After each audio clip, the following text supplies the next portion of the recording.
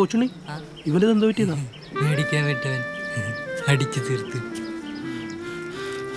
എന്നിട്ട് നീ ചിരിച്ചോണ്ടിരിക്കോട്ടെ, ഇനി ആകെ ഇതേ ഉള്ളൂ.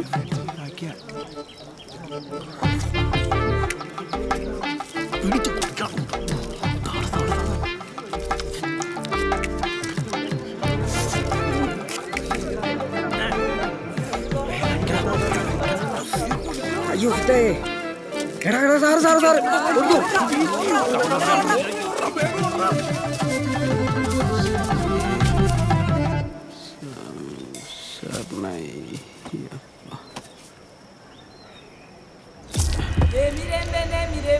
മോനെ ടിറ്റോ.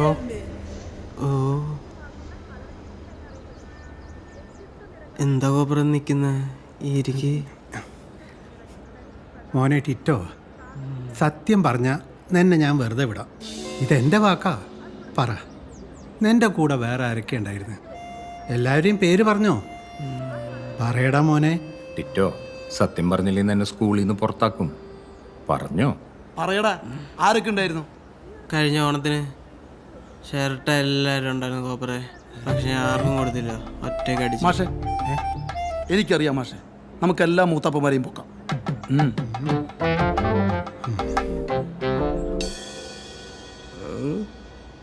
മദ്യപാനം ഇപ്പോഴത്തെ യുവതലമുറയെ കാർന്നു തിന്നുന്ന ഒരു മഹാവിപത്തായിട്ടുണ്ട്. അതുകൊണ്ട് നിങ്ങളായിട്ട് സത്യം പറയുന്നോ അതോ ഞാൻ പോലീസിനെ വിളിക്കണോ? എന്തിനാണ് സാർ പോലീസ്? എടാ, സ്കൂള് പരിസരത്ത് കയറി കള്ളും കുടിച്ചും പോരാ ഞങ്ങളെ മണ്ടന്മാരാക്കുന്നു. അതെ സാറേ, ഞാനില്ല, എനിക്ക് ഹറാമാണ്. എനിക്കും. ഹറാമാ? എന്നാ ക്ഷമിക്കേ, ഹറാമുള്ളവരൊക്കെ പോകും. നിങ്ങളോ? പറഞ്ഞോ, ആരെങ്കിലും മദ്യപിച്ചിട്ടുണ്ടോ? ഞങ്ങൾക്ക് അറിഞ്ഞൂടാ സാർ. അല്ല, ഇവൻ എന്താ ചെയ്യണ്ട മാഷേ? ഒന്നും ആലോചിക്കാനില്ല, ഡിസ്മിസിൽ അടിച്ചു കൊടുത്തേക്കാം. അല്ല മാഷേ, ഇപ്പോൾ ഇവനെ മാത്രം പുറത്തേക്കിട്ട് എന്താ കാര്യം? നമുക്കാണെങ്കിൽ വേണ്ടത്ര തെളിവും കിട്ടിയിട്ടില്ല. അടുത്ത തവണ കുപ്പിയോടെ പൊക്കാം. ഇപ്പൊ വിട്ടേക്കാം. ഒന്നും എടുത്തോണ്ട് പോടാ.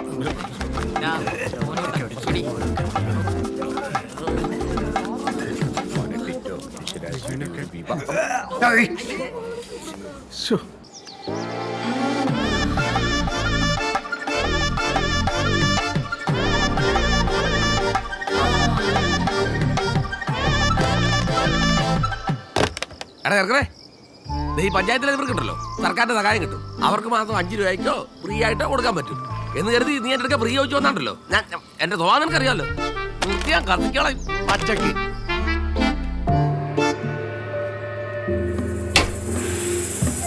സർക്കാർ ഗ്രാൻഡൊക്കെ കിട്ടുന്നുണ്ടെങ്കിലും ഒരു വായനശാല നടത്തിപ്പ് എന്ന് പറയുന്നത് അത്ര എളുപ്പമുള്ള കാര്യമൊന്നുമല്ല. പുതിയ പുതിയ പുസ്തകങ്ങൾ നമ്മൾ വാങ്ങിക്കൊണ്ടേയിരിക്കണം. ഇപ്പോഴത്തെ യുവതലമുറ വളരെ അപ്ഡേറ്റഡ് ആയതുകൊണ്ട് വലിയ വലിയ വിശ്വസാഹിത്യ കൃതികളൊക്കെ വേണ്ടി വരും. അതൊക്കെ നമുക്ക് കരുതണം. അങ്ങനെ ഈ വായനശാല അപ്ഡേറ്റഡ് ആക്കുന്നതിന് വേണ്ടിയാണ് ഈ 20 രൂപ മാസവരി വാങ്ങുന്നത്. അല്ല ഏട്ടാ, 20 രൂപ ഇത്തിരി കൂടുതലല്ലേ? സീഡിക്ക് വരെ 10 രൂപയേ ഉള്ളൂ. 3 കിലോമീറ്റർ സൈക്കിൾ ഓട്ടാൻ പറ്റാത്തോണ്ടല്ലേ ഇങ്ങോട്ട് വന്നത്. എന്നാ നീ പോലെ കുളിസിനും കാണണ്ട, അതാകുമ്പോൾ വാടക കൊടുക്കണ്ടല്ലോ. പിന്നെ നീ കുളിസിയും കാണുമ്പോൾ ഏതൊക്കെ തെങ്ങ പിടിച്ചു നോണം, ഇല്ലല്ലേ ചിലതൊന്നും നീ താങ്ങുകയല്ല. പിന്നെ എന്റേതായ ഒരു ഉപദേശം തരാം, തല്ലി മേടിക്കാൻ നോക്കണം. നീ CD കാസറ്റ് ഇട്ട് കാണുന്ന പോലെയല്ല ഇത്. ഇത് നിന്റെ ഈ ഭാവന അങ്ങോട്ട് ഉണരും. നീ ഒരു പുതിയ ലോകത്തിലേക്ക് ഒരു വലിയ നിന്നെ സംബന്ധിച്ചിടത്തോളം ഒരു ചെറിയ ലോകം. നിന്റെ ആ കുണ്ടലിനിയൊക്കെ അങ്ങോട്ട് ഉണരും. പിന്നെ ഇതൊക്കെ ഒരു സാമൂഹ്യ സേവനമല്ലേ, ഒരു സെക്സ് എഡ്യൂക്കേഷൻ. സത്യം. സേവനം എന്ന് പറയുമ്പോൾ ഫ്രീ ആയിട്ടായിരിക്കും. ഫ്രീ ആയിട്ട് നീ അങ്ങനെ ഉണ്ടാകണ്ട കേട്ടോ. രജിസ്ട്രേഷൻ ഫീ ആയി ഒരു 30 രൂപ കൂടി വേണം. മനസ്സിലായല്ലോ? 30 രൂപയോ? പോയിട്ട് 50 രൂപയായിട്ട് വന്നോളൂ. അപ്പൊ തന്നെ മെമ്പർഷിപ്പ് തന്ന് പുസ്തകം തന്നേക്കാം. ഏത് പുസ്തകം എന്നാ പറഞ്ഞേ? ആദ്യം മറ്റു ചിലരും. ആ, അതുണ്ട്. അപ്പോ ഈ പ്രേമോന്നൊക്കെ പറഞ്ഞ കുറച്ച് ചെലവുള്ള പരിപാടിയാണ്. ചെലവാണ്. എങ്ങനെ ഉണ്ടാക്കി 20 രൂപ അടിച്ചു മാറ്റാൻ പറ്റോ? അതിനമ്മ കാശ് വെക്കണ സ്ഥലം എനിക്കറിയില്ലടാ. എന്തൊക്കെ ഇറങ്ങാനാടാ നീ, ഇതൊക്കെ നോക്കി വെക്കണ്ടേ? 5 മൊത്തം കഴിഞ്ഞ നോക്കിയെന്ന് കാര്യം സാധിക്കുകയാണ്. 10 പൈസ കുറച്ചാൽ തരികയാണ്. ഇങ്ങനെ കാല് പിടിച്ചാലും തരത്തില്ല.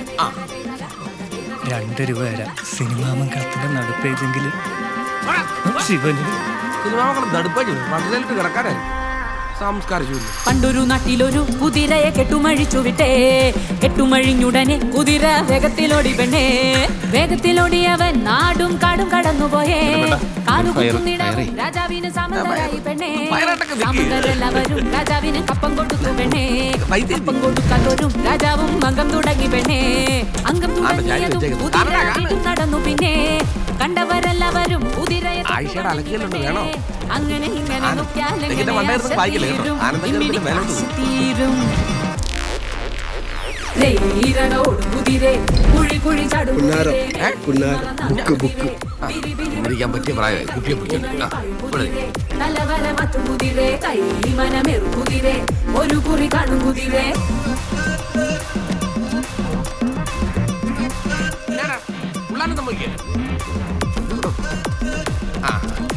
അത്യാവശ്യം സ്ഥിര കസ്റ്റമർ അതുകൊണ്ടാണ്.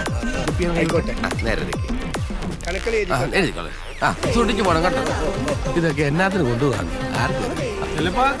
അതെ കഴിഞ്ഞ തവണ സെന്റർ പേജ് ഉണ്ടായില്ല. സെന്റർ പേജ് ബാർബർ ഷോപ്പ് വരെ മാങ്ങാണ്ടി പുറം കൊണ്ടുപോകാം. ഈ നാട് നന്നാവൂല.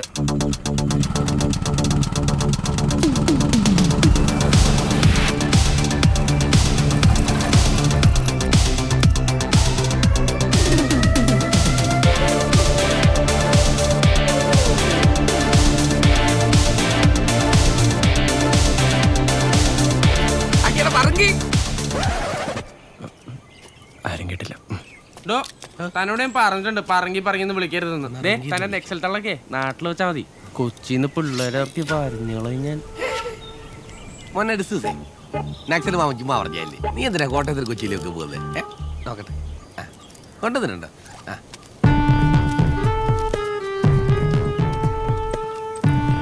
ദൈവമേ ഇത് മറക്കുകയല്ലേ. കാശ് നടന്നോളൂ. മുഴുവൻ കാശുണ്ട് കേട്ടോ. അടുത്തവണ റേറ്റ് കിട്ടും. ചതിക്കല്ലേ. റിസ്ക് എലമെന്റ് കൂടുതലാ മോനെ. ഇതൊരു നാട്ടും പ്രദേശമല്ല. ഇവിടെ ഒന്നും വലിയ കച്ചവടം ഇല്ലടാ. I don't care. തനിക്ക് റെന്റ് ഡ്യൂട്ടി കൊടുത്തൂടെ? അമേരിക്കൻ സാധന സൂപ്പറാ. ആണ്. ഈ ചൈനയുടെ ഐറ്റം വല്ലതും ഉണ്ട്?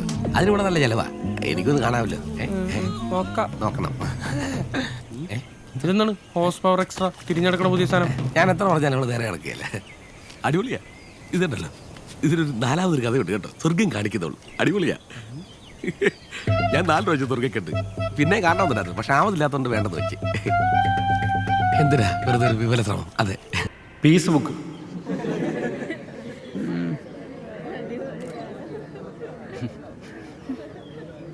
കേട്ടപ്പോൾ തന്നെ നിങ്ങൾക്ക് ചിരി വന്നല്ലോ.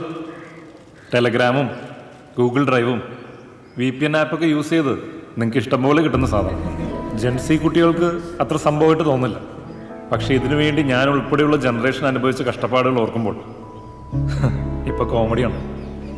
ഒരു തലമുറയുടെ ലൈംഗിക ചോദനകളെ തൊട്ടുണർത്തിയിരുന്ന സാഹിത്യം, സെക്സ് ലിറ്ററേച്ചർ, അതാണ് ചെല്ലപ്പൻ്റെ കടയിലേക്ക് സപ്ലൈ ചെയ്തിരുന്ന സാധനം.